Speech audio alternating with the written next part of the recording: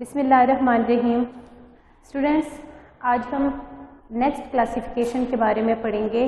Previous lecture में हमने देखा कि जब हमने क्लासिफिकेशन की थी हाइड्रोकार्बन्स की, तो उनको हमने दो ब्रॉड कैटेगरीज में डिवाइड किया था। एक हमारे पास जो है वो आ गए थे स्ट्रेट चेन हाइड्रोकार्बन्स आ गए थे, जिसके अंदर हमने देखा कि ऐसे हाइड्रोकार्बन थे जो कि स्ट्रेट फॉर्म में भी थे और ब्रांच फॉर्म में भी थे, लेकिन वो ओपन चेन थे। मतलब उसके जो चेन थी, जो कार्बन्स थे, वो आपस में रिंग नहीं बना रहे थे। दूसरी फॉर्म हमने देखी थी कि ऐसे हाइड्रोकार्बन्स जिनके अंदर कार्बन रिंग की फॉर्मेशन कर रहे हैं, फर्स्ट और लास्ट वन जो कार्बन है वो एक दूसरे के साथ बॉन्डिंग बना देते हैं, जिसकी वजह से उनका रिंग बन जाता है हाइड्रोकार्बन्स का। तो यहाँ तक हमने लास्ट लेक्चर में देखा था। आज हम उन्हीं साइक्लिक कंपाउंड्स को या फिर क्लोज चेन कंपाउंड को फर्दर डिटेल से स्टडी करेंगे। उनकी हम सब डिवीजन देखेंगे कि उनको कैसे हमने कैटेगराइज करना है। जैसे आपने देखा था कि ओपन चेन ऑर्गेनिक कंपाउंड जो हैं उनकी दो कैटेगराइजेशन थी, दो कैटेगरीज बनती थी। एक में हम बात करते थे स्ट्रेट की और एक में हम बात करते थे ब्रांच फॉर्म की। सेम इसी तरह से जो क्लोज चेन है वो भी हमारे पास दो कैटेगरीज में डिवाइड होता है। एक को हम नाम देते हैं होमोसाइक्लिक ऑर्गेनिक कंपाउंड का एंड सेकंड वन को हम नाम देते हैं हेटेरोसाइक्लिक ऑर्गेनिक कंपाउंड का। अब होमोसाइक्लिक ऑर्गेनिक कंपाउंड क्या है और हेटेरोसाइक्लिक ऑर्गेनिक कंपाउंड क्या है, ये हमने आज के लेक्चर में देखना है। देखें स्टूडेंट्स, आप इस नेम पे फोकस करें तो ये होमोसाइक्लिक, होमो का क्या मतलब होता है?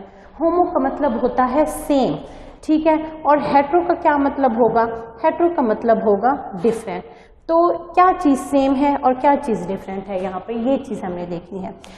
होमोसाइक्लिक कंपाउंड की अगर हम बात करें तो ये ऐसे ऑर्गेनिक कंपाउंड होंगे जिनमें तमाम के तमाम जो है वो कार्बन एटम होंगे, कार्बन और हाइड्रोजन के एटम। मतलब मेन चेन जो बना रहे हैं वो तो कार्बन ही बना रहे होते हैं organic compound.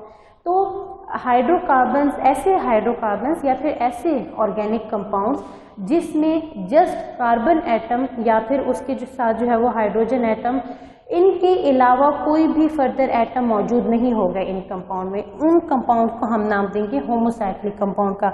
The compounds in which ring consist of only carbon atom, सिर्फ कार्बन एटम पर मुश्तमिल होंगे। मतलब जो मेन चेन बन रही है वो कार्बन एटम पर मुश्तमिल होगी, तो इनको हम नाम देते हैं होमोसाइक्लिक कंपाउंड का। एग्जाम्पल आप देख सकते हैं, इसके अंदर जो है वो देखें आपके पास साइक्लोब्यूटेन है, साइक्लोप्रोपेन है, 3 कार्बन वाला कंपाउंड जो है जिसके अंदर रिंग की फॉर्मेशन हो रही है। तो आप देखें तमाम के तमाम सिर्फ क्या है, कार्बन एटम है और साथ में हाइड्रोजन अटैच है। सेम इसी तरह से अगर आप साइक्लोब्यूटेन की बात करें तो 4 कार्बन एटम है और उसके साथ हाइड्रोजन मौजूद है और कोई एटम आप इसके अलावा यहाँ पर नहीं देख रहे हैं। तो जब हम होमोसाइक्लिक कंपाउंड की बात करते हैं तो होमोसाइक्लिक कंपाउंड को फर्दर 2 टाइप्स में डिवाइड किया जाता है। इसकी 2 टाइप्स जो बनती हैं वो कौन कौन सी होती हैं? वो होती हैं alicyclic compound and aromatic compound. अब एलिसाइक्लिक कंपाउंड क्या है और एरोमेटिक क्या है? देखेंगे जो आपके पास एलिसाइक्लिक कंपाउंड है ना, ये आपके पास कहलाता है नॉन एरोमेटिक कंपाउंड्स, ठीक है। क्या कहलाता है? Non aromatic compounds. ये वो कंपाउंड्स होंगे जिनमें एरोमेटिक रिंग नहीं होगी। अभी हम देखते हैं कि एरोमेटिक कंपाउंड क्या होते हैं या फिर एरोमेटिक रिंग क्या होती है। एलिफैटिक कंपाउंड के अंदर अगर हम देखें तो ये आपके पास सिंपल, जैसे एलिफैटिक हाइड्रोकार्बन्स की आपने बात की थी, एलिफैटिक हाइड्रोकार्बन्स के अंदर आपने क्या देखा कि जस्ट जो है वो हाइड्रोकार्बन्स मौजूद है, कार्बन और हाइड्रोजन के एटम्स होते हैं, बस वो आपस में स्ट्रेट या ब्रांच फॉर्म में होते हैं। तो उसी तरह से यहाँ पर भी जो है वो फॉर्मेशन होगी, सिर्फ फ़र्क क्या होगा कि साइक्लिक फॉर्म में होंगे, बाकी उन्हीं की तरह होंगे। जैसे अब यहाँ पर देखें कि हमारे पास जो है वो साइक्लोप्रोपेन की एग्जांपल दी हुई है, साइक्लोब्यूटेन की एग्जांपल दी हुई है। अगर 5 कार्बन होंगे तो साइक्लोपेंटेन का उसको नाम दिया जाएगा। तो देखिए सिंपल जैसे एलिफैटिक हाइड्रोकार्बन से सेम उसी तरह से यहाँ पर भी है कि अगर 3 कार्बन है तो प्रोपेन का नाम दिया जा रहा है, सिर्फ उसके साथ साइक्लो का एडिशन कर दी जाएगी वर्ड का। उसके साथ अगर 4 वाला है तो उसको ब्यूटेन का नाम दिया जाएगा और जस्ट अगर वो साइक्लिक फॉर्म में है तो उसको साथ हम जो है वो साइक्लो का नाम उसे देंगे। अब जैसे ये 4 कार्बन वाला है कंपाउंड, लेकिन हमने जस्ट इसके साथ साइक्लो का इजाफा कर दिया है क्योंकि ये रिंग की फॉर्मेशन कर रहा है। इसी तरह से अगर हमारे पास 5 कार्बन वाला कंपाउंड होगा तो उसे हम पेंटेन कहेंगे, लेकिन चूंकि रिंग की फॉर्म में है तो उसे हम जो है वो साइक्लोपेंटेन का नाम देंगे। अगर 6 होंगे तो उसे हम साइक्लोहेक्सेन का नाम देंगे। तो इस तरह से सिंपल जैसे एलिफेटिक कंपाउंड की बात करते थे हम, यहाँ पर भी हम इनको भी उसी तरह से बताएंगे, जस्ट साइक्लो कवर्ड जो है वो हम यहाँ पर इजाफी लगाएंगे। उसके बाद जो है वो अगर हम बात कर लें एरोमेटिक कंपाउंड की कि एरोमेटिक कंपाउंड जो है वो क्या होते हैं, तो एरोमेटिक कंपाउंड बेसिकली वो कंपाउंड होते हैं जिनके अंदर एरोमेटिक रिंग मौजूद होती है। अब हम पहले तो ये समझ लेते हैं कि जो एरोमेटिक रिंग है वो क्या होती है। तो देखें जो एरोमेटिक रिंग है ना वो होते हैं ऐसे कंपाउंड जिनके अंदर कम अज़ कम 6 कार्बन मौजूद हैं। ठीक है, एरोमेटिक का वर्ड जब यूज़ किया जाएगा ना तो इसके साथ आपके जहन में फ़ौरन से जो है वो जो एक चीज़ आती है एरोमेटिक के बाद वो होता है बेंजीन रिंग। मतलब कि ये ऐसे कंपाउंड होंगे जिनके अंदर कम से कम एक बेंजीन रिंग ज़रूर मौजूद होगी। अब बेंजीन रिंग क्या होती है ये देखते हैं, या फिर एरोमेटिक जो ग्रुप है वो क्या होता है। देखिए ये 6 कार्बन पर मुश्तमिल होता है, कम से कम 6 कार्बन पर, 6 से कम कार्बन इसके अंदर मौजूद नहीं होंगे। दूसरी जो इसकी खसूसियत है वो ये है कि इसके अंदर alternate single and double bond मौजूद होते हैं। अब alternate single and double bond का क्या मतलब है? Alternate double and single bond का मतलब ये है कि एक सिंगल बॉन्ड है, फिर अगले 2 कार्बन के दरमियान डबल बॉन्ड है, फिर अगले 2 कार्बन के दरमियान सिंगल बॉन्ड है, फिर अगले 2 कार्बन के दरमियान डबल बॉन्ड, फिर अगले 2 कार्बन के दरमियान सिंगल बॉन्ड और फिर अगले के दरमियान डबल बॉन्ड। तो मतलब 3 सिंगल बॉन्ड और 3 ही डबल बॉन्ड मौजूद होंगे, लेकिन कैसे? अल्टरनेट पोजीशन पर, एक के बाद दूसरा मौजूद होगा। तो इस कंपाउंड को हम फिर नाम देते हैं एरोमेटिक कंपाउंड का, जिसके अंदर एट लीस्ट 1 बेंजीन रिंग मौजूद होगी।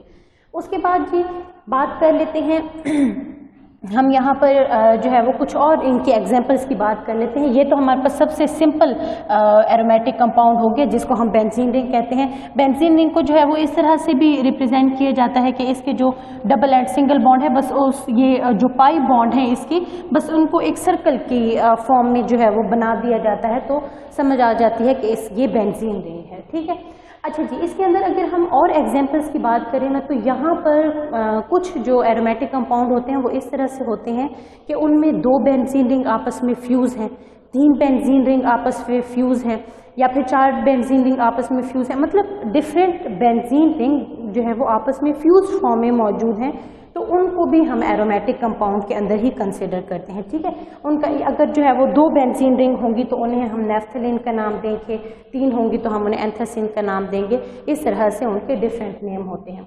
दूसरी चीज़ यहाँ पर आपने जो नोट करनी है वो क्या है कि यहाँ पर जो आपके पास फंक्शनल ग्रुप हैं वो भी इसके साथ अटैच हो सकते हैं। ठीक है, अब देखें ना, यहाँ पर आपने एक एग्जांपल्स में अगर आप देखें तो आपके पास हाइड्रोक्सिल ग्रुप मौजूद है तो उसे आप फिनोल का नाम दे रहे हैं, आपके पास NO2 ग्रुप साथ में अटैच है तो उसे आप नाइट्रोबेंजीन का नाम दे रहे हैं। यहाँ पर बेटा आप लोगों ने इस बात में कंफ्यूज नहीं होना कि ये कोई और ग्रुप आ गया है, ये ऑक्सीजन और नाइट्रोजन जो है ये कोई और ग्रुप है। ठीक है, क्यों? क्योंकि देखिए मैंने आपको पहले भी बताया कि होमोसाइक्लिक में क्या हमने देखना है कि जो बेसिक चेन बन रही है वो हमारे कार्बन के एटम ही बनाएंगे। तो बेसिक चेन ना हमारी ये वाली है, ये कार्बन एटम ही बना रहे हैं, यहाँ पर कार्बन के अलावा कोई और एटम नहीं मौजूद।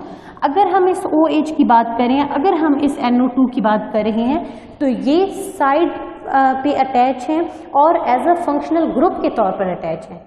इसके अलावा यहाँ पर आपने एक और बात याद रखनी है कि जब भी जो साइकिल बनेगा उस साइकिल में एलिफेटिक से अगर हम साइकिल की फॉर्मेशन देख रहे हैं तो उसमें से 2 हाइड्रोजन रिमूव होंगे। कैसे? इसको हम देख लेते हैं कि देखिए ना, अब फॉर एग्जांपल हमने देखा कि हमारे पास एक एलिफेटिक हाइड्रोकार्बन है, ये हो गया CH2 और यहाँ पर जी हो गया CH3 और यहाँ पर भी हो गया CH3। ठीक है, ये अब हमारे पास एलिफेटिक है, मतलब रिंग फॉर्म में नहीं है, यहाँ पर अभी मैंने कोई बॉन्ड नहीं बनाया। ठीक हो गया। अब देखिए, अगर हमने इसको रिंग बनाना है तो हम क्या करेंगे, मैंने आपको क्या बताया था कि ये 1 2 और ये 3 हो गया, तो आपके पास फर्स्ट और थर्ड वाले में क्या बनेगा, बॉन्ड बनेगा। अब देखिए यहाँ पर तो कार्बन की जो बॉन्डिंग है वो कंप्लीट है, उसकी जो वैलेंसी है वो तो कंप्लीट है, 3 हाइड्रोजन के साथ बॉन्ड है तो 3 यहाँ पर बॉन्ड हो गए और 1 यहाँ पर बॉन्ड हो गया, 4 बॉन्ड। इसी तरह से इस कार्बन के भी 4 बॉन्ड कंप्लीट है, तो फिर ये क्यों बनाएगा बॉन्ड, पहले क्या होगा कि यहाँ से भी एक हाइड्रोजन रिमूव होगा, ये CH2, यहाँ से भी एक हाइड्रोजन रिमूव होगा, ये CH2। फिर अब इन दोनों कार्बन के पास वैलेंसी आ गई है कि ये एक बॉन्ड बनाए अपने आप को स्टेबल करने के लिए, तो अब इन दोनों के दरमियान क्या बन जाएगा, बॉन्ड बन जाएगा। तो आप कह सकते हैं कि अगर हम एलिफेटिक हाइड्रोकार्बन्स की बात करें और उन्हीं एलिफेटिक को अगर हम साइक्लिक फॉर्म में लेकर आएँ तो उसमें 2 हाइड्रोजन कम होते हैं जब वो साइक्लिक फॉर्म बनाता है। तो क्यों, क्योंकि फिर जब बॉन्ड बनना होता है कार्बन में तो फिर उसके बॉन्ड स्टेबलाइज नहीं होते। अच्छा जी, उसके बाद हम बात कर लेते हैं साइक्लिक कंपाउंड की दूसरी टाइप की, और वो क्या है, वो है हेट्रोसाइक्लिक कंपाउंड। अब हेट्रोसाइक्लिक कंपाउंड क्या होते हैं, हेट्रो का मतलब होता है डिफरेंट, ठीक है, और साइक्लिक फॉर्म में होंगे, रिंग बनाएंगे। तो हेट्रोसाइक्लिक कंपाउंड ऐसे कंपाउंड होते हैं जिनमें एट लीस्ट 1 एटम जो है वो कार्बन के अलावा मौजूद होता है बेसिक रिंग में। कैसे, एग्जाम्पल देखें, यहाँ पर हमारे पास देखें, ये आपके पास पायरिडीन रिंग है। पायरिडीन रिंग में क्या होता है, एक नाइट्रोजन का जो एटम है वो मौजूद होता है बेसिक चेन में। कैसे, यहाँ पर भी कार्बन है, इस पोजीशन पे भी कार्बन है, इस कॉर्नर पे भी कार्बन ही है, इस पे भी, और यहाँ पर भी कार्बन ही है, लेकिन इस पोजीशन पे क्या है, नाइट्रोजन, और ये बेसिक चेन का हिस्सा है, ठीक है। ये देखें, ये आपके पास बेसिक चेन है और उसके अंदर नाइट्रोजन अटैच हुआ है, तो इसको आप नाम देंगे हेट्रोसाइक्लिक कंपाउंड का। और इस कंपाउंड को आप क्या नाम दे रहे हैं, इसको आप नाम दे रहे हैं पायरिडीन का, मतलब जब नाइट्रोजन एटम होगा तो वो पायरिडीन का उसको कहेंगे। इसी तरह से अगर NH ग्रुप है तो उसे हम पायरोल का नाम देंगे, अगर ऑक्सीजन साथ में अटैच है तो उसे हम फ्यूरिन का नाम देंगे, और अगर सल्फर है तो उसे हम थायोफीन का जो है वो नाम देंगे। तो मतलब कार्बन के अलावा अगर कोई एटम साथ में अटैच होते हैं तो वो कौन कौन से हो सकते हैं, वो नाइट्रोजन हो सकता है, ऑक्सीजन हो सकता है, सल्फर जो है वो हो सकता है, ठीक है। तो आज के लेक्चर में हमने क्या देखा, आज के लेक्चर में हमने बेसिकली देखा कि जो साइक्लिक कंपाउंड हैं वो कितनी जो है वो कैटेगरीज में कन्वर्ट होते हैं और उनको कितने टाइप्स में डिवाइड किया जाता है। तो अगर हम पूरी क्लासिफिकेशन को देखें तो उसमें क्या हम देखते हैं कि बेसिकली हमारे पास जो ऑर्गेनिक कंपाउंड हैं वो ओपन चेन और क्लोज चेन में कन्वर्ट होते हैं। ओपन चेन फिर आगे स्ट्रेट और ब्रांच्ड में, और जो क्लोज रिंग है वो होमो एंड हेट्रो में।